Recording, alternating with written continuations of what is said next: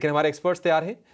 MK global से कपिल शाह हमारे साथ रेडी हैं और सेंट्रल ब्रोकिंग के नीलेश जैन हमारे साथ शो में जुड़ गए हैं। नीलेश जी और कपिल जी, आप दोनों का बहुत शुक्रिया, स्वागत है टी9 स्वदेश पर। नीलेश भाई, शुरुआत आपसे करना चाहेंगे। आप कैसे गाइड करेंगे? आज तो कन्विक्शन का बड़ा लॉस हुआ है बाजार में। लग नहीं रहा था कि नहीं 25,000 ब्रेक होगा, 56,500 टूटेगा, दोनों टूट गए। कैसे गाइड करेंगे और यहां से आप क्या लेवल्स देख रहे हैं निफ्टी पर, निफ्टी बैंक में, और ट्रेडर्स को करना क्या चाहिए आज? वेरी गुड आफ्टरनून टू अभिषेक। बिल्कुल देखिए, मैं आपकी कमेंट्री भी सुन रहा था। बिल्कुल ठीक कहा आपने। देखिए यहाँ पर जिस हिसाब से वॉलेटिलिटी थोड़ी सी बढ़ चुकी है मार्केट में, लगातार दूसरे कंसेक्यूटिव सेशन हम गिरावट देख रहे हैं। अहेड ऑफ द वीकेंड यहाँ पर कोई भी ट्रेड लेके जाना मुनासिब नहीं होगा। बेहतर होगा कि थोड़ा सा वेट एंड वॉच करें। कल बड़े 9 बैंकों के नंबर्स आने वाले हैं, तो नतीजों से पहले बेहतर रणनीति ये होनी चाहिए कि आप थोड़ा सा कैश इन हैंड रखें, साइडलाइंस पर बैठें। मंडे को बेटर क्लैरिटी के साथ आपको ट्रेड के मौके मिलेंगे। मार्केट में अगर स्ट्रक्चर की बात करें तो निफ्टी अपने 50 डीएम में ब्रेक कर चुका है। साइकोलॉजिकल सपोर्ट 25,000 का भी ब्रेक कर चुका है। और अगले कुछ मिनटों में अगर निफ्टी इसके नीचे ही टिकता है और 25,000 रिक्लेम नहीं करता है, तो हो सकता है अगले सप्ताह में गिरावट और कंटिन्यू होती हुई नजर आएगी। ऑन द कॉन्ट्री, अगर 25,000 के ऊपर की क्लोजिंग हो जाती है तो कंपेरेटिवली एक बेटर क्लोज माना जाएगा, और वहां पर एक pull back trade on the back of short covering हमें अगले सप्ताह हो सकता है मंडे को देखने को मिले। तो एट क्रूशियल जंक्चर है फिलहाल। अगले 1 डेढ़ घंटे में थोड़ी सी क्लैरिटी बेहतर आती हुई नजर आएगी। क्लोजिंग को ध्यान से देखना होगा। 25,000 के ऊपर की क्लोजिंग होती है तो ही यहाँ पर लॉन्ग ट्रेड है तो कैरी करके चल सकते हैं, अन्यथा बेहतर होगा कि आप साइडलाइंस पर बैठें। यहाँ से भी राय साइडलाइंस की है और हमारे technical guest all through out the trade कहेंगे कि यहाँ पे साइडलाइंस पर है। और आज सुबह हमारी एक मुहिम भी चली थी, एक ट्रेडर्स के लिए, एक इन्वेस्टर्स के लिए। सबसे पहले जो है ट्रेडर्स के लिए बात करें तो एक सिंपल फिलॉसफी है, रहे लाइट ट्रेड करे राइट। तो ऑफकोर्स आज जो है ये कॉल जो है साबित भी हो गया।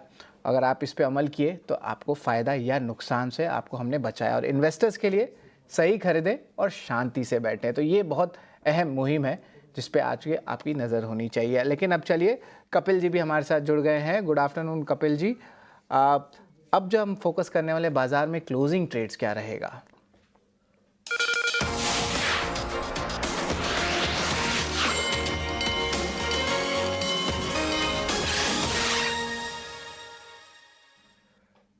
और कपिल जी, क्लोजिंग ट्रेड्स बताएं, इस मार्केट में क्या क्लोजिंग ट्रेड्स बन रहे हैं? जी, बिल्कुल। सबसे पहला स्टॉक यहाँ पे बाई की साइड में रहूँगा, क्योंकि सीमेंट सेक्टर जो रहा हुआ है वो काफ़ी दिनों से काफ़ी एक अच्छी सी पॉजिटिव मोमेंटम, सस्टेन मोमेंटम उन्होंने डिस्प्ले की हुई है। तो सबसे पहला कॉल यहाँ पे जेके सीमेंट का आता है, जो 6,545 के लेवल पे चल रहा है अभी। तो 6,480 के स्टॉप लॉस से यहाँ पे बाई का व्यू बनता है, 6,750 के स्टॉप लॉस से। और दूसरा यहाँ पे हम देखते हैं कि जैसे मार्केट की गिरावट आ रही है, काफ़ी दिनों से ही हम एक डिफेंस सेक्टर्स में कुछ एक सस्टेन सेलिंग प्रेशर देख रहे हैं, और आज हमें उसमें इजाफा होते हुए भी देखने मिल रहा है। तो यहाँ पे HAL का काउंटर पे हमारा शॉर्ट का व्यू बनता है, 4,666 के लेवल पे शॉर्ट का व्यू है, 4,850 का स्टॉप लॉस रहेगा ऊपर में, और नीचे में 4,380 के टारगेट।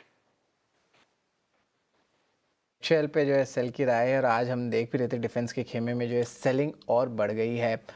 नीलेश, आपके क्या पिक्स रहने वाले हैं? बिल्कुल। देखिए यहाँ पर एक खरीदारी, एक बिकवाली वाला ट्रेड है। बैलेंस अप्रोच यहाँ पर रख रहे हैं, और कंसेंसस सेल यहाँ पर हो चुका है HCL में, क्योंकि मेरी ओर से भी ये बिकवाली वाला ट्रेड है, क्योंकि यहाँ पर एक इम्पॉर्टेंट सपोर्ट जो था वो ब्रेक हो चुका है। इम्पॉर्टेंट सपोर्ट 4800 का था, वो ब्रेक कर दिया है HCL ने। यहाँ पर गिरावट जो है वो और एक्सटेंड हो सकती है। तो यहाँ पर momentum play on the lower side HCL को प्ले किया जा सकता है as a short trade. HL में बिकवाली करने की सलाह होगी, विद स्टॉप लॉस अबोव 4760 का होगा। जब तक उसके ऊपर नहीं निकलता है तब तक शॉर्ट ट्रेड यहाँ पर इनिशिएट करके चल सकते हैं। निचले स्तर पर इमीडिएट बेसिस पे 4,550 और उसके बाद 4,450 तक के भी लेवल यहाँ पर टेस्ट होते हुए नजर आ सकते हैं। तो बिकवाली वाला ट्रेड होगा। HL में काफी शॉर्ट बिल्डअप भी यहाँ पे बनते हुए नजर आ रहे हैं। वहीं एक कॉन्ट्राबैट बाजार की करेक्शन के विपरीत हमें देखने को मिल रहा है, वो है रैलीज इंडिया। रैलीज का स्ट्रक्चर काफी स्ट्रांग है। कैश काउंटर है, यहाँ पर लगातार एक series of high top and high bottom formation बनती हुई नजर आ रही है, और ये जो मोमेंटम है वो यहाँ से थोड़ा सा एक्सटेंड होता हुआ नजर आ रहा है हमें। ऊपरी स्तरों पर 376 के शॉर्ट टर्म टारगेट को ध्यान में रखते हुए रैलीज इंडिया को लॉन्ग करके चल सकते हैं। 351 का स्टॉप लॉस रखना होगा। बढ़िया है नीलेश जी की तरफ से एक बाय का ट्रेड और एक सेल का trade. HL defence company, target 4,550 का, 4,450 का, दो नीचे की तरफ के टारगेट ये हो गए। और स्टॉप लॉस की बात करें तो 4,760 रुपये का आपको स्टॉप लॉस लगा के चलना है। ये बिकवाली का सौदा होगा एचएल के करंट मंथ फ्यूचर में। और रैलीज की बात करें तो इसके नतीजे अच्छे आए थे। हमने देखा था कि घाटे से कंपनी मुनाफे में आई थी और शेयर अपवर्ड मोमेंटम में लगातार है। रैलीज का टाटा ग्रुप की कंपनी है। 376 के टारगेट बनेंगे 351 रुपये के स्टॉप लॉस के साथ। और कपिल जी ने भी एचएल को शॉर्ट करने की सलाह दी है। तो दो हमारे एक्सपर्ट्स का कन्विक्शन सेम स्टॉक पर, एक ट्रेड जरूर मिला आपको लेकिन कन्विक्शन डबल कर लीजिए। एक बेहतरीन आपके लिए शॉर्ट का सौदा है हमारे दोनों के दोनों एक्सपर्ट्स की तरफ से। लेकिन आज का जो कह सकते हैं कि बाजार का विलन है वो है एक्सिस बैंक, क्योंकि एक्सिस बैंक ने पूरा का पूरा मूड डिस्ट्रॉय करने का काम किया है। और थोड़ी दिक्कत इसलिए भी है क्योंकि ऐसी उम्मीदें थी नहीं एक्सिस बैंक से। कुछ उन्होंने अपनी मैकेनिज्म को चेंज किया, प्रोविजनिंग ज़्यादा रही। इसके अलावा हमने देखा कि प्रॉफिट पर डेंट लगा, एसेट क्वालिटी को भी लेकर इन्होंने थोड़े ख़राब आंकड़े पेश किए और उसके चलते आज ये शेयर टूटा है करीब 5%। इंट्राडे में सुधरा है लेकिन थोड़ा सा, अभी भी करीब 4.5% के आसपास से गिरावट के साथ ही कारोबार कर रहा है। तो नतीजे में क्या प्रमुख हाइलाइट्स रही, क्यों ये शेयर गिरा है और इसके बाद ब्रोकरेज हाउसेस का व्यू क्या है शेयर को लेकर, जरा ये समझ लेते हैं। हमारे साथ जुड़ गए हैं हमारे सहयोगी वरुण दुबे एक बेहद ही खास रिसर्च लेकर। वरुण, एक्सिस बैंक में गिरावट की वजह क्या है और बताइए ब्रोकरेजेस की अब क्या राय बन रही है शेयर को लेकर? देखिए, एक्सिस बैंक के नतीजे खराब होने का सबसे बड़ा कारण था कंपनी ने एक कहीं ना कहीं जो टेक्निकल एक बदलाव है वो दरअसल किया है और उसका इम्पैक्ट दरअसल कंपनी के ओवरऑल एसेट क्वालिटी पे देखने मिला, जहाँ पे ग्रॉस एनपीएस बढ़ के आए हैं 1.28% से बढ़ के 1.57%, नेट एनपीएस में बढ़ोतरी हुई, स्लिपेजेस प्रोविजंस जो है उसमें एक अच्छी खासी बढ़ोतरी देखने मिली और इसका इम्पैक्ट मुनाफे पे भी हुआ, जहाँ पे मुनाफा जो है 3.5% 4% के आसपास गिर के आया है और नेट इंटरेस्ट मार्जिन जो है उसमें भी इसी के कारण आपको कमी देखने मिली है, 3.97% से गिर के 3.8% पे आया है। तो जो टेक्निकल एडजस्टमेंट कंपनी ने किया है उसका इम्पैक्ट कंपनी के नतीजों पे देखने मिला है कि इसको छोड़ भी दे तो डिपॉजिट ग्रोथ, एडवांसेस ग्रोथ जो है वो इस कंपनी की काफ़ी हद तक कमज़ोर रही है, सिंगल डिजिट में रही है। ब्रोकरेज हाउसेस ने यहाँ पे अपने लक्ष्य घटाए हैं। आप देखिए, मॉर्गन स्टैनली हो, जेपी मॉर्गन हो, CLSA हो, ये तमाम ब्रोकरेज हाउसेस जो है उन्होंने अपने लक्ष्य घटाए हैं। खासकर एंटिक का नोट अगर आप पढ़ेंगे तो इन्होंने खरीदारी की सलाह दी है, 1300 रुपये के प्राइस टारगेट है। इन्होंने कहा है कि FY 26-27 में अर्निंग्स एस्टिमेट जो है उसमें करीब 8 से 4% के आसपास की कटौती ये कर रहे हैं। मोतीलाल ओसवाल न्यूट्रल की सलाह प्राइस टारगेट 1250 का दे रहे हैं और इन्होंने अपने अर्निंग्स एस्टिमेट में FY 26-27 के लिए करीब 8.6 से 5.7% के आसपास की कटौती जो है वो कर दी है। साथ ही साथ नुवामा को भी अगर आप देखेंगे तो इन्होंने भी डाउनग्रेड कर दिया, एक्सिस बैंक को होल्ड की सलाह है और ये कह रहे हैं कि जो रिपीटेड वॉलेटिलिटी देखने मिल रही है एसेट क्वालिटी और ग्रोथ में उसके कारण इन्होंने डाउनग्रेड किया है। FY 26-27 के EPS एस्टिमेट जो है उसमें 5 से 6% के आसपास की कटौती जो है वो भी ये कर रहे हैं। तो एक तो नतीजे कमज़ोर, दूसरा ब्रोकरेज हाउसेस ने इस कंपनी के ओवरऑल एस्टिमेट जो है वो काटा है और प्राइस टारगेट को कम किया है, उसका असर आप देख रहे हैं, स्टॉक में अच्छी खासी गिरावट देखने मिल रही है। वरुण, बहुत शुक्रिया। तो ब्रोकरेजेस के व्यूज़ में डाइवर्जेंस हम देख रहे हैं। कुछ ब्रोकरेजेस ऐसे हैं, CLSA, नोमुरा, गोल्डमैन सैक्स, जो देख रहे हैं कि इस पर पॉजिटिव है, अक्यूमुलेट बाइक रेटिंग दे रहे हैं, ऊपर के टारगेट्स भी दे रहे हैं। लेकिन बहुत सारे ऐसे भी ब्रोकरेजेस हैं जिनका कन्विक्शन शेयर को लेकर नहीं है और EPS एस्टिमेट्स यानी कि प्रति शेयर आय का जो अनुमान है आगे के लिए उसमें भी कटौती की है। और इन दोनों चीज़ों ने, कमज़ोर नतीजे और ब्रोकरेजेस की तरफ से जो डाउनग्रेड्स हुए हैं, इन्होंने शेयर का मोमेंटम आज बिगाड़ने का काम निश्चित तौर पर किया है। इस महीने की जब शुरुआत की थी एक्सिस बैंक ने तब 1200 रुपये का शेयर था, लेकिन अब ये 1100 रुपये के आसपास के इसके भाव हो गए एक्सिस बैंक में। और ये गिरावट के सारे रीजंस हमने 8-10 रीजंस निकाले हैं कि क्यों ये शेयर आज मोमेंटम को बहुत ही ज़्यादा लूज़ किया इसने। अब एक्सिस बैंक के बाद जो फोकस है वो होगा ICICI बैंक पर और HDFC बैंक पर। उनका अनुमान भी हम लेकर आएंगे सामने थोड़ी देर में कि आखिर उम्मीदें क्या हैं उनसे। लेकिन नीलेश जी, आप क्या सलाह देंगे बैंकिंग स्टॉक्स को लेकर? नतीजे देख लें उसके बाद ही कोई ट्रेड लें या फिर हिम्मत है कोई शेयर चुनने की नतीजों से पहले? देखिए अभिषेक जी, हिम्मत कर रहे हैं तो उसकी कीमत शायद बड़ी चुकानी पड़ सकती है क्योंकि रिस्की ट्रेड होगा। बैंक निफ्टी में एक्सिस बैंक स्पेसिफिकली इसके नंबर्स के बाद थोड़ा सा कॉन्फिडेंस कम हो चुका है। बड़ी बड़ी बैंकों के नंबर्स कल आने वाले हैं, वीकेंड है उसके पहले। आइडियली तो स्ट्रेटेजी ये होनी चाहिए कि आप कोई भी ट्रेड ना लें, क्योंकि बैंक निफ्टी ही है जो यहाँ पर लगातार साबित हुआ है और मार्केट को ड्रैग कर रहा है। तो बेहतर होगा कि यहाँ पर जिस हिसाब से नेगेटिव सेंटीमेंट डेवलप हो रहे हैं बैंकिंग स्पेस में, तो कोई भी लॉन्ग ट्रेड ना लें और थोड़ा सा इंतजार कर दें। बेहतर होगा कि मंडे को आप फ्रेश पर्सपेक्टिव के साथ बैंकिंग स्पेस पर ट्रेड कर सकते हैं। मंडे की मंडी देखेंगे, छोड़ दीजिए, मत ट्रेड कीजिए। नहीं ट्रेड करेंगे एक दिन, कोई गुनाह नहीं होगा, लेकिन बाजार में आप सुरक्षित रहिए। ईटीनो स्वदेश भी यही चाहता है और हम बार बार आपको यही गाइड कर रहे हैं कि कैपिटल एप्रिशिएशन से भी ज़्यादा इंपॉर्टेंट है कैपिटल के प्रोटेक्शन, और वो हम सुनिश्चित करते रहेंगे। हमारे एक्सपर्ट्स भी हमसे पूरी तरह से इत्तेफाक रखेंगे इस चीज़ को लेकर। लेकिन एक और शेयर लेकर आइए आप जरा ना, एक बार बीएल लेकर आइए। बीएल में हमने देखा था कि शेयर चला गया था 435 रुपए के ऊपर, रिकॉर्ड हाइस पर गया था। लगातार हमने देखा था कि ऑर्डर्स को लेकर अच्छी खबरें आई थी, मोमेंटम बड़ा तगड़ा था। लेकिन बीएल में भी आज हम देख रहे हैं कि कॉन्फिडेंस थोड़ा सा ब्रेक हुआ है, 400 रुपए के नीचे आया है शेयर। ये 395 रुपए का भाव बीएल का है। कपिल जी, आप जरा ये बताइए कि बीएल क्या और गिरेगा, क्योंकि लगातार हम फॉलिंग जोन में शेयर को देख रहे हैं, या फिर अपने सपोर्ट्स के आसपास है?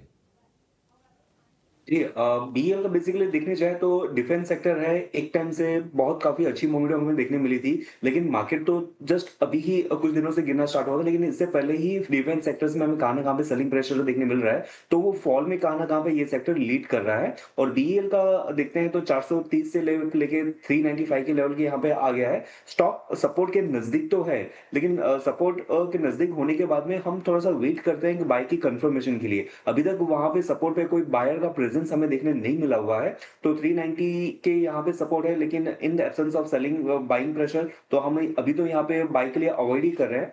390 का लेवल ब्रीच कर जाता है तो स्टॉक का नेक्स्ट बेस्ट सपोर्ट लेवल कहां पे 378 के यहाँ पे बन सकता है। बीएल की बात करें तो यहाँ पे देखें तो 6 महीने में अच्छे रिटर्न्स आए हैं, लेकिन आज जो है पूरे डिफेंस खेमे पे जो है सेलिंग प्रेशर देखने को मिल रहा है। नीलेश, एक बार पेटीएम पे नज़र डालते हैं। यहाँ पे देखें तो पोजिशनली स्ट्रॉन्ग सेटअप आ रहा है और अच्छी मोमेंटम जो है देखने मिल रही है। ऑफकोर्स आज के तो वॉलेटिलिटी है, लेकिन अगर पोजिशनली सेटअप देखें तो वो 1000 का जो मार्क है उस लेवल को उन्होंने क्रॉस कर दिया था। तो अभी भी चार्ट्स पे क्या पेटीएम पोजिशनली स्ट्रेंथ दिखा सकते हैं, और हाँ तो क्या लेवल्स देख सकते हैं? 1050 1060 के बीच कुछ लेवल्स आ सकते हैं 1-2 हफ्ते में, नीलेश? बिल्कुल, देखिए पिछले कुछ दिनों से यहाँ पे काफ़ी अच्छा मोमेंटम हमने देखा था। हालाँकि आज मार्केट में जिस हिसाब से गिरावट है, उसके बावजूद ये अभी भी उस प्रकार की गिरावट नहीं दिखा रहा है। स्ट्रक्चर पॉजिटिव है, थोड़ा-सा पोजिशनल नज़रिया अगर यहाँ पे रख के चले तो 1050 तक की अपसाइड यहाँ पर देखने को मिल सकती है। 965 का इम्पोर्टेंट सपोर्ट है, उसके स्टॉप लॉस के साथ एक्जिस्टिंग लॉन्ग पोजीशन है तो बने रहे, फ्रेश खरीदारी गिरावट पर करके चल सकते हैं और स्ट्रक्चर पॉजिटिव है। पेटीएम की बात तो हमने कर ली, लेकिन एक और न्यू एज टेक स्टॉक है इटर्नल। यहाँ पे देखें तो ऑफकोर्स एक कंसोलिडेशन मोड में आया है, थोड़ी सी इंक्रीज ज़रूर हुई है लॉन्ग टर्म बेसिस पे उनकी रेंज पे, पर 260-265 के लेवल्स पे जो है इटर्नल की मूव आ रही है। कपिल, एक बार इटर्नल के चार्ट चेक्स ले ले। यहाँ पे ऑफकोर्स अर्निंग्स भी जो है मंडे को आने वाली है और उसका भी जो है इंपॉर्टेंट प्रीव्यू और क्या जो नंबर्स होंगे उस पर बाजार की नज़र रहेगी, खास करके उनके प्रॉफिट लेवल्स पे, और जो उनके क्विक कॉमर्स की जो सेगमेंट है, डार्क स्टोर की एक्सपेंशन है, उस पर कंपनी की कमेंट्री पे भी नज़र रहेगी। आज देखिए दिन के ट्रेड में ज़्यादा गिरावट नहीं है, लगभग 1% की गिरावट है, 255-260 लेवल्स पे है। कपिल, क्या कैसा जो है चार्ट सेटअप लग रहा है? पोजिशनली तो यह जो है स्ट्रेंथ दिख रहा है कि यहाँ पे एक कंसोलिडेशन के लेवल पे एक और जा सकती है। देखिए मंडे वॉलेटाइल रहेगा। जी, स्टॉक ने काफी अच्छा एक बेस बनाया हुआ था काफी टाइम पहले। 242 से लेके 200 रुपए की जो रेंज थी, वहां पे काफी एक अच्छा खासा एक्यूमुलेशन जोन हम इसको कह सकते हैं। और 242 के ब्रेकआउट के बाद में स्टॉक ने फिर से एक ऊपर की और काफी अच्छा मूव देखने मिला हुआ है और 280 भी जाके अटका था। अभी 280 एक हिस्टोरिकल रिवर्सल हिस्ट्री उसकी रही हुई है और अच्छे खासे रेजिस्टेंस लेवल से ही वो रिएक्ट कर रहा है। तो पिछले 4-5 दिनों से सस्टेन सेलिंग प्रेशर भी है। 255 एक माइल्ड सपोर्ट लेवल बनता है, लेकिन इसका भी सिनेरियो वही है कि सपोर्ट लेवल पे है, लेकिन बाय का कोई साइन सिग्नल अभी तक हमें देखने नहीं मिल रहा है। तो थोड़ा सा इसमें वेट करेंगे बाय का प्रेजेंस आने का। और 255 लेट्स से कि अगर लेवल टूट जाता है तो नीचे में इसकी बाद में अच्छे खासे सपोर्ट लेवल 247 से 242 बनते हैं। रिजल्ट के दौरान कुछ वोलेटिलिटी होती है, कुछ नेगेटिव रिएक्शंस आते हैं, तो मेरे ध्यान से मीडियम टर्म ट्रेड के लिए 247 से लेके 242 की रेंज काफी अच्छी रहेगी बाय करने के लिए। नीलेश, एफएमसीजी पैक देखे आज बिकवाली आ रही है 5 दिन के बाइंग स्ट्रेंथ के बाद। यहाँ पे कुछ शॉर्ट बन रहे हैं क्या? अगर शॉर्ट है तो कौन से स्टॉक हो सकते हैं नीलेश, जल्द से बताएं। आप एफएमसीजी स्पेस की बात कर रहे हैं? Consumption FMCG. बिल्कुल, देखिए एफएमसीजी स्पेस में आज हमें गिरावट जरूर देखने को मिल रही है, बट कंपैरेटिवली स्ट्रक्चर पोजिशनली बेहतर है। शॉर्ट टर्म के लिहाज से देखें तो थोड़ी गिरावट बढ़ सकती है। एचयूएल अगर आप इस पर्टिकुलर स्टॉक पे नजर डालें तो यहाँ पर जो गिरावट है वो थोड़ी सी बड़ी हमें नजर आ रही है। गैप एरिया यहाँ पर है वो फील होता हुआ नजर आएगा। 2450 2430 तक की डाउनसाइड यहाँ पर देखने को मिल सकती है। एंड 2530 के स्टॉप लॉस से यहाँ पर एक शॉर्ट ट्रेड लेके चल सकते हैं purely from a short term perspective. Structure थोड़ा सा वीक नजर आ रहा है। ये बिल्कुल एचयूएल पे रहा है नीलेश की। लेकिन चलिए अब हम चलते हैं हमारे खास सेगमेंट पे, बिग एक्शन स्टॉक्स पे। सृष्टि बताएंगे। सृष्टि।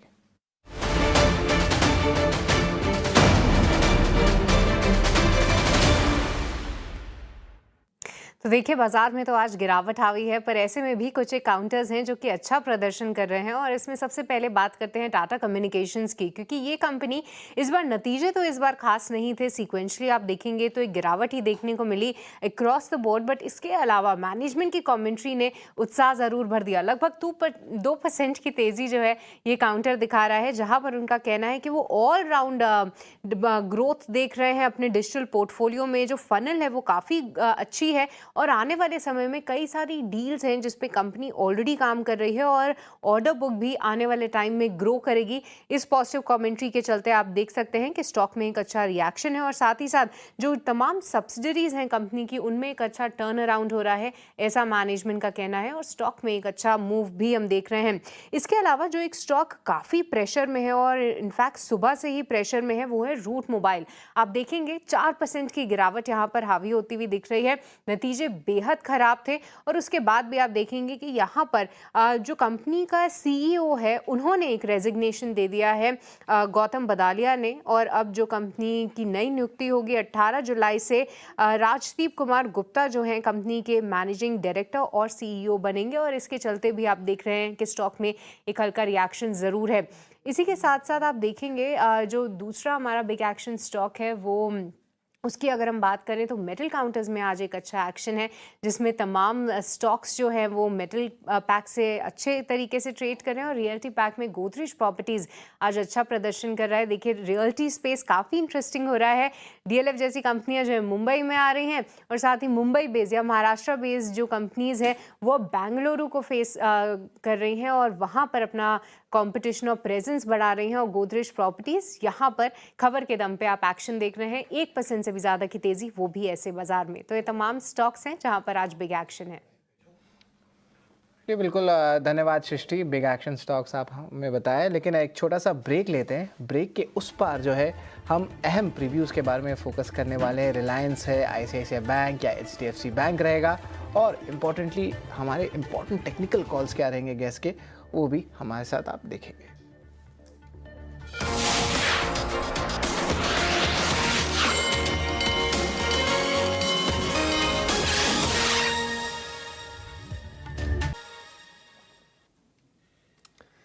ब्रेक के बाद आपका फिर से स्वागत है क्लोजिंग कॉल में। हमारे एक्सपर्ट्स हमारे साथ तैयार हैं, कपिल शाह हैं। इसके अलावा हम देख रहे हैं कि एक और मेहमान हमारे साथ जुड़ गए हैं। वृद्धि इन्वेस्टमेंट के विवेक कारवा हमारे साथ हैं और नीलेश शाह भी हमारे साथ हैं, उनसे भी हम बातचीत कर रहे हैं। नीलेश जैन, माफ़ कीजिएगा। विवेक जी बहुत शुक्रिया आपका समय देने के लिए। आज हम देख रहे हैं कि बाजार में गिरावट है, थोड़ी सी निराशा का माहौल पैदा हुआ है। 25,000 देखने के हम थोड़े से आदी हो गए थे, अब 24,900 के दर्शन कर रहे हैं। हालांकि अभी भी जो गिरावट है ना, आधे % की निफ्टी में है और 0.25% की निफ्टी बैंक में है। क्या आपको भी थोड़ा सा आज की कमजोरी से डर लग रहा है या फिर कोई चिंता की बात नहीं है? गुड आफ्टरनून अभिषेक। देखो कोई चिंता की बात नहीं है कि चिंता किस चीज की एक्चुअली।